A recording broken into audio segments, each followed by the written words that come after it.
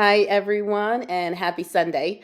Last night we had the first showdown of the weekend, and that was USC hosting Notre Dame.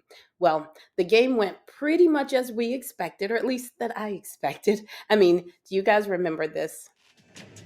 What can I say? Notre Dame is stacked. They are stacked. They have the depth. I like them at the number four, possibly even number three spot.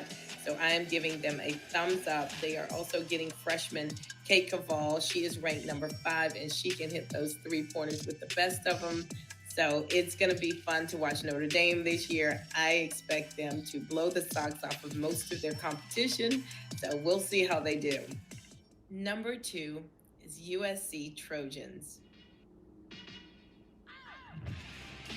Okay, so for USC Trojans, we all know they have the hot shot, Juju Watkins,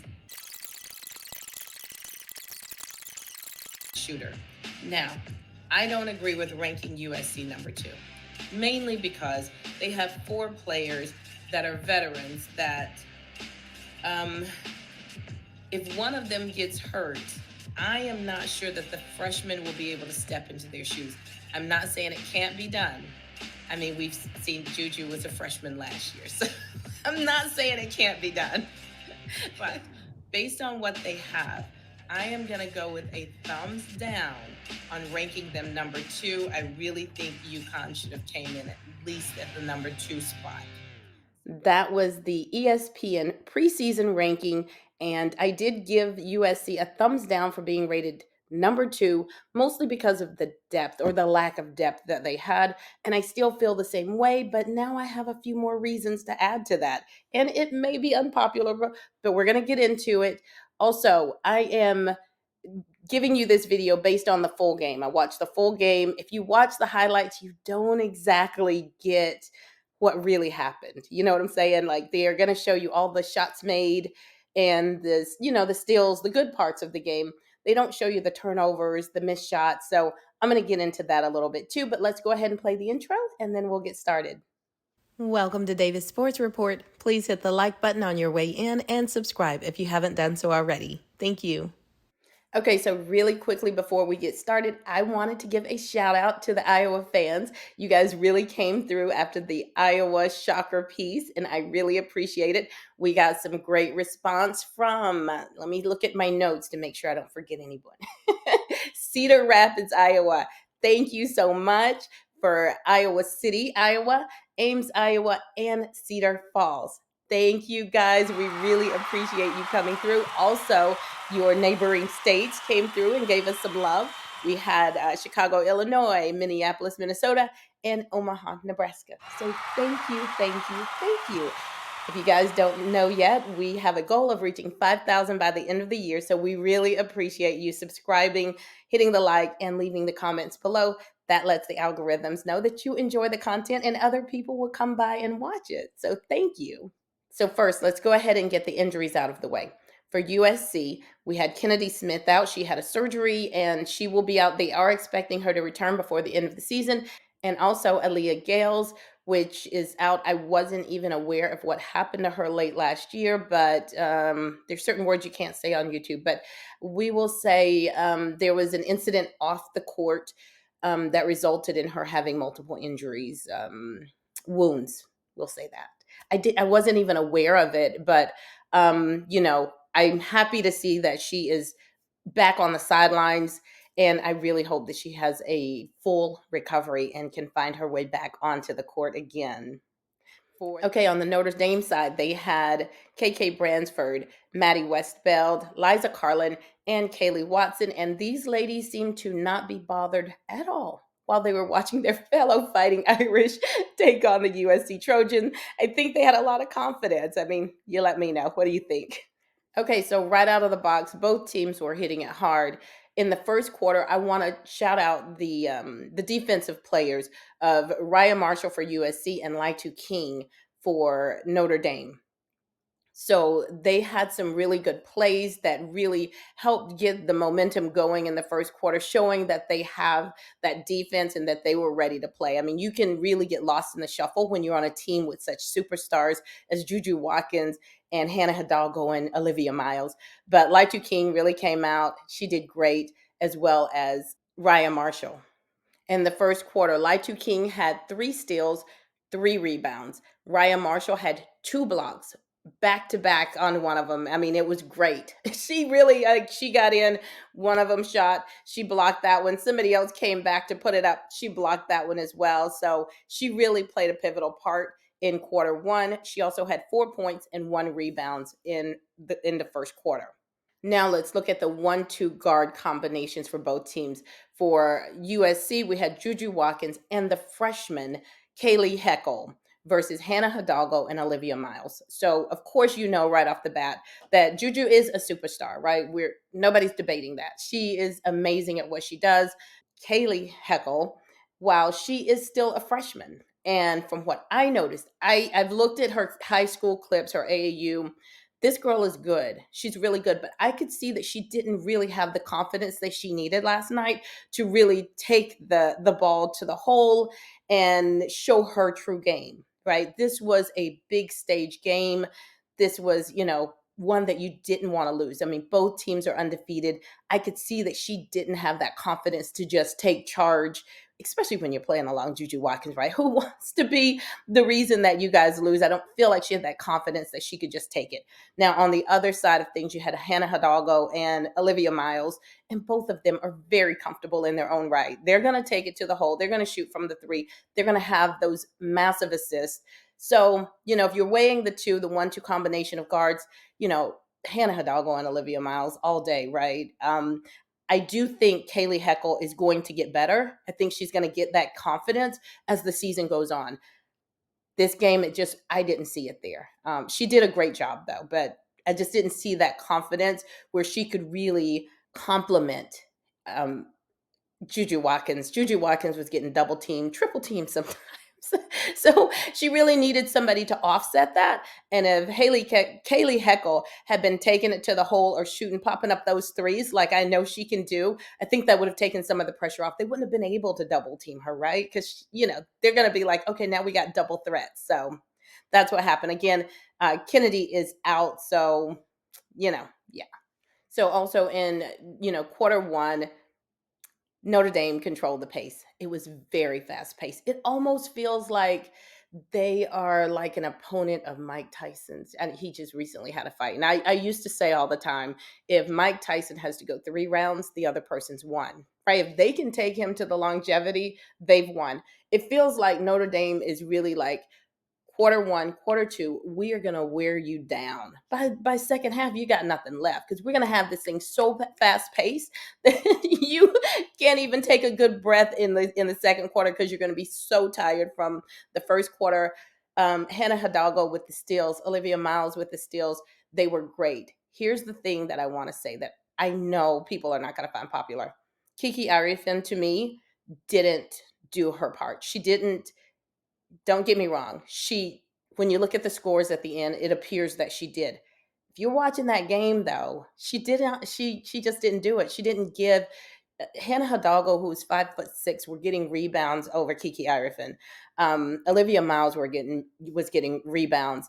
Kiki wasn't jumping for the ball. She was allowing the rebounds to come to her. A couple of times she jumped, but it more so looked like she was allowing the ball to come to her. And you can't do that when you're playing someone as fast. I mean, these girls are fast. You can't really just wait on anything to come to you, as well as their passing game. I mean, I want you guys to look at this picture and tell me, do you think this was a good pass to make? I mean, do you see Hannah Hidalgo standing there? She's on ready. These girls were on ready. They've studied. I can tell they've studied this team and they know where to be, when to be, and they know who the weaker links are. They are going to steal that ball every time. It was like watching Hannah Hidalgo. I know if you guys have seen Dora the Explorer, swiper, no swiping. And it's so funny because I was thinking that when I watched it and I saw someone put it on Reddit. And I was like, no, I was thinking the same thing. But That's just how good they are. You have to guard that ball like the Heisman Trophy. I mean, you got to give the stiff arm and you got to guard it. There was another incident in the first half where Kiki Irefin is dribbling the ball, and I'll show you guys the picture. As you can see, she's dribbling kind of up high. The ball is bouncing away from her, and it got picked. When you're playing Notre Dame, you need to let the ball handlers handle the ball. I mean, if you are one of these taller players and you know you can't get down low on that ball, don't even handle it. They're going to get you. They're going to get you. So that was one of the things I noticed as well. The second half ended with a buzzer beater from Cassandra Prosper, and that was passed to her. That was a great assist from Hannah Hidalgo to end the first half. And they were up by, I believe, 7 or 8 at the end of the first half. Okay, so there you have it for the first half. Juju was held down. Sonia Citron did a great job guarding her, as well as anyone else that needed to move in and assist with guarding Juju. They really held her down, which was a great job. You know, there's only so much that Juju could do. I know some people might say, oh, this exposed Juju. I don't think so. There's only so much you can do when you're being double teamed. It's your team. It's up to your team at that point to open up the floor. To if there's two on you, that means somebody's open. So they weren't really afraid of anyone else. Like I said, Kaylee Heckle was not really, she just wasn't throwing it up. So they didn't really have to worry so much about her. And Kiki Irefin, she just had a bad night. Or was it? You know, I don't know. I don't know. I know that she has grown her first couple of years at Stanford, and then her third year she was, I mean, you know, one of those breakout players where you're like, "Oh, wow, you know, she's improved so much." And while she has improved, I still think she has work to do. I mean, they're talking about her being the number 2 pick. But we'll get back to that. We're going to get back to that. Going into the third quarter. Juju really had a good third quarter. Kiki had a good third quarter. They cut that lead down to 3 in the third quarter, but it just wasn't really enough. And, you know, Notre Dame had a lot of turnovers, some self inflicted, like Olivia Miles, I think, tripped over her own feet at one point. But I will give the Trojans credit. They really forced some turnovers in that third quarter, and good on them because they needed it. They needed it. And then going on to the fourth quarter, Notre Dame outscored USC by 6 points. So that pretty much sealed the deal. Juju had a good fourth quarter as well. She really started taking it to the hole a lot more and kind of letting whatever happens happen, drawing some fouls and things like that. But it was too little too late, as well as Kiki. Kiki had some good plays in the fourth. There was just so many turnovers, missed shots, missed opportunities. Like I said, when Kiki was getting rebounds, sometimes she would put them up and miss, and too often. I know you can't make every score, right? I know you can't make every time you shoot it up, you're not going to make it, but it was too often. Uh, it just was too little, too late in the fourth quarter. And the high scores for the game were Juju Watkins for USC with 24 points, 9 of those coming in the fourth quarter. So she had 6 rebounds, 5 assists, 2 steals, and 1 block shot. We expected that from Juju. It would have been better for them if she had gotten that in the first half. Again, she was being double teamed, and she just wasn't finding it. Just wasn't. And she did great, but she just wasn't finding it. Also, Kiki Irefin had 15 points, 9 rebounds, 2 assists, and 2 block shots. I know you guys are going to say, that's great. It was, but it could have been better. It could have been better. And I'm not dumping on Kiki. I just, when you saw the whole game, it's kind of like it could have been a game changer had Kiki been able to put those shots back, had she gotten those rebounds, you know, especially the offensive rebounds. She's letting, you know, Hannah Hidalgo swoop in and Olivia Miles, who are much shorter than her, and grab rebounds. I mean, if she had gotten those and put them back up, you know what I'm saying? It could have definitely changed the trajectory of the game, is all I'm saying. Okay, on the Notre Dame side, we had Olivia Miles with 20 points, 8 rebounds, 7 assists, 3 steals. I mean, and the assists were assisting. Olivia Miles is, I mean, she blows me away with how she reads the floor and knows where her man is going to be. she is second to none, honestly. I just yeah. So, with the assist. And then the MVP of the night, Hannah Hidalgo, had 24 points, 6 rebounds, 8 assists, and a whopping 5 steals. Yeah. I'm telling you, this girl is good. She's good. She's watching. She is watching you as you are throwing balls across court or making sloppy passes with the assumption that nobody is gonna, run in there and grab it. And she's just watching, or handling the ball. She's watching you handle that ball in a manner where you don't feel like you need to protect it. If you're just, dribbling down the court, she will come out of nowhere. She's so fast. She will come out of nowhere, snatch it, and she's done scored before you even know what happened. So that's kind of what happened in the game.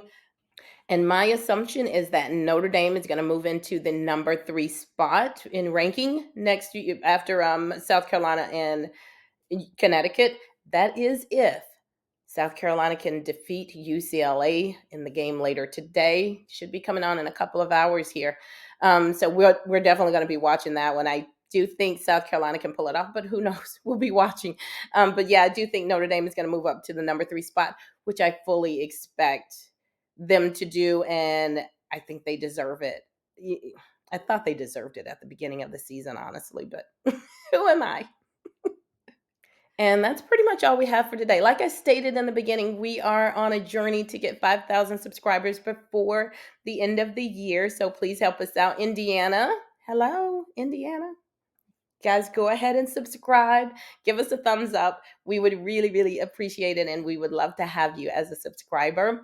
We will be covering the game later today with South Carolina. Video may come tomorrow. It just kind of depends. I got some life to life today. So that's about all we have for you today. Uh guys, let me know what you think about Kiki Arifin. Is it me? Am I wrong? Am I being a little too harsh on her? I mean, after tonight's game, Olivia Miles should be the number 2 pick. But you guys let me know what you think. Paige is still on trajectory to have an amazing year. Right now, she is projected to go number 1. Who do you think should go number 2? Let me know. Let me know. And for Notre Dame, their next game is November 28th, where they will face off against undefeated TCU. And Sedona Prince has been on a tear. That is going to require some double teaming from Notre Dame, but that's going to leave Haley Van Lith and Madison Connor open at the top. This one's going to be a little harder for them. TCU doesn't really have a weak spot right now. So we'll see how that goes. We will definitely be watching. Again, we'll be watching the South Carolina UCLA game later today, and we will see you guys soon. Again, thumbs up the video to help us out. We really appreciate you guys. Have a great day. We will see you on the next one. Goodbye.